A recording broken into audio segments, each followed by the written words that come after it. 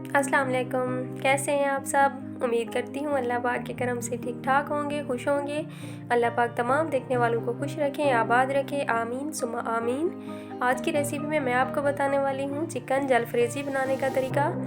तो वीडियो शुरू करने से पहले आप सब लोगों से गुजारिश है कि जो मेरे चैनल पर नए हैं प्लीज़ मेरे चैनल को सब्सक्राइब करें, वीडियो को लाइक करें, शेयर करें और कमेंट्स में मुझे लाजमी बताएं कि आपको मेरी रेसिपी कैसी लगी है। बिस्मिल्लाहिर्रहमानिर्रहीम। एक कढ़ाई में मैंने 1 कप ऑयल का डाला है और इसमें हम 1 टेबलस्पून अदरक और लहसुन का पेस्ट शामिल करेंगे और इसको हल्का सा हम पका लेंगे। बिल्कुल इसका जो है ना कलर हमने गोल्डन नहीं करना, हल्का सा इसको सौते करना है और उसके बाद हमने चिकन शामिल कर लेना है। तो यहाँ पर मैंने चिकन को वॉश कर लिया है और इस तरह पीसेस में मैंने इसको काट लिया है। बोनलेस चिकन लिया है आधा किलो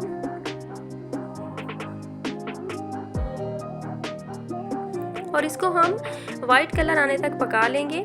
तब तक हम अपना जो है ना ऑमलेट तैयार कर लेते हैं। ये भी हम इसमें शामिल करेंगे। 2 एग लिए हैं और इसके अंदर मैंने थोड़ा सा साल्ट ऐड किया है और थोड़ा सा मैंने इसमें ब्लैक पेपर पाउडर ऐड किया है। तो बस इसको हम अच्छी तरह मिक्स कर लेंगे और इसका जो है ना हमने ऑमलेट तैयार कर लेना है।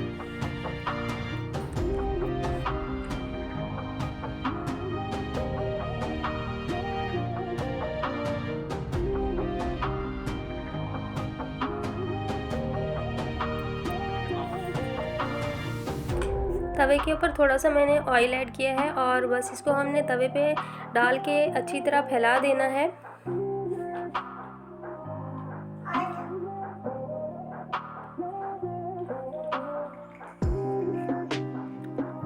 तो इसकी साइड उल्टा के भी दूसरी साइड से भी हमने इसको पका लेना है।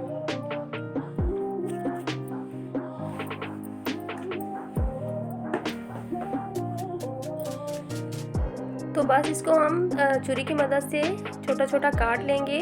तो यहाँ पर चिकन भी हमारा पक चुका है और बस इसके अंदर हम स्पाइसेस ऐड करेंगे। और यहाँ पर मेरे साथ जो हुआ, मेरा जो है ना कैमरा बंद हो गया था और मुझे पता नहीं चला।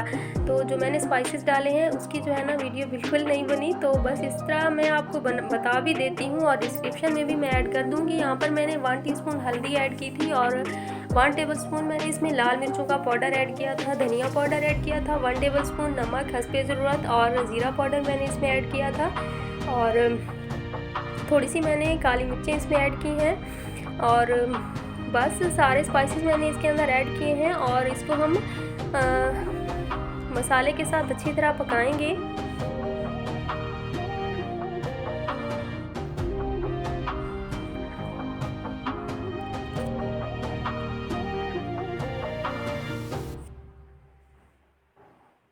पाँच से 7 मिनट हम इसको मसाले के साथ अच्छी तरह पका लेंगे। लेकिन जब मैंने इसको शुरू में पकाया था तो बिल्कुल लो फ्लेम पर मैंने इसको कवर करके पका लिया था ताकि ये अच्छी तरह गल जाए। अगर जल्दी आपने पकाना है तो फिर इसमें आपने थोड़ा सा पानी ऐड करना है। और इस टाइम पर मैं इसमें शिमला मिर्च और प्याज मैंने इस तरह चौकोर शेप में काट के डाल दिए हैं और इनको बिल्कुल गलाना नहीं है। आप चाहें तो इसको ऑयल में भी फ्राई करके हल्का सा फिर एंड में इसको ऐड कर सकते हैं, लेकिन मैंने इसके अंदर ऐड कर ली हैं और थोड़ी सी देर मैं इसको पकाऊंगी जब तक कि ये थोड़े से सॉफ्ट हो जाएं।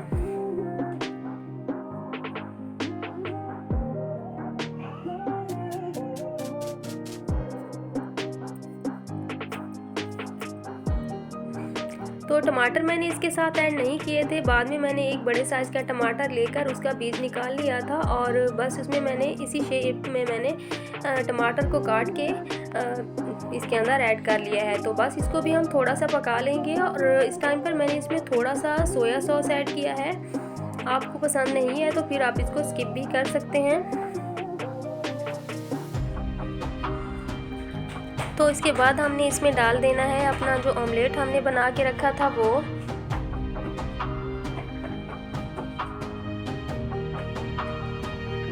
और इसको अच्छी तरह हमने मिक्स कर लेना है।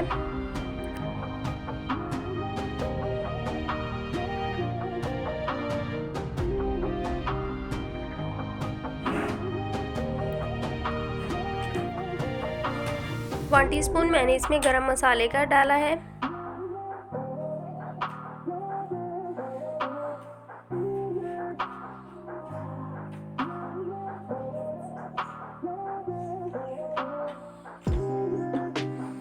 तो यहाँ पर मैंने 2-3 टेबलस्पून मैंने इसमें टमाटो केचप ऐड किया है और बस इसको हम अच्छी तरह मिक्स कर लेंगे। सालन हमारा अब रेडी हो चुका है। 1-2 मिनट हम इसको पकाएंगे और बस इसको हम डिश आउट कर लेंगे।